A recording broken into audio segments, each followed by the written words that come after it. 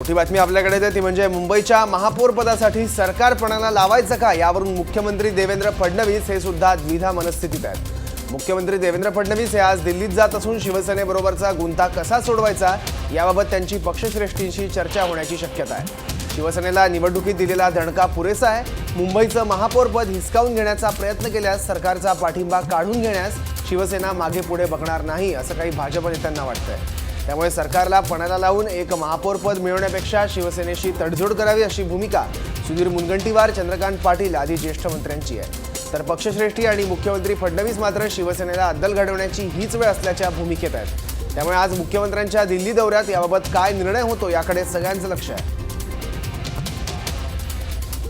याबद्दल आणखी माहिती घेण्यासाठी आपले प्रिन्सिपल करेस्पॉन्डंट पंकज दळवी आता आपल्यासोबत आहे। पंकज, नेमका काय तिढा आहे? मुख्यमंत्र्यांची द्विधा मनस्थिती नेमकी काय आहे आणि अंतिम निर्णय काय होण्याची शक्यता आहे?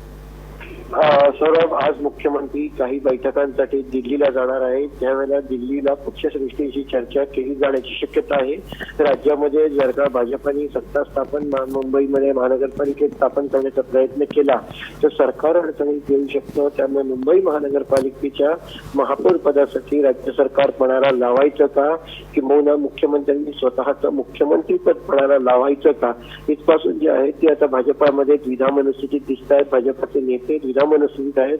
काही नेत्यांना वाटतंय की सरकार जे आहे ते चाललंय ते चांगलं चाललंय, त्यामुळे मुंबई महानगरपालिकेच्या महापौर पदासाठी मुख्यमंत्रीपद आणि सरकार जे आहे ते पणाला लावू नये।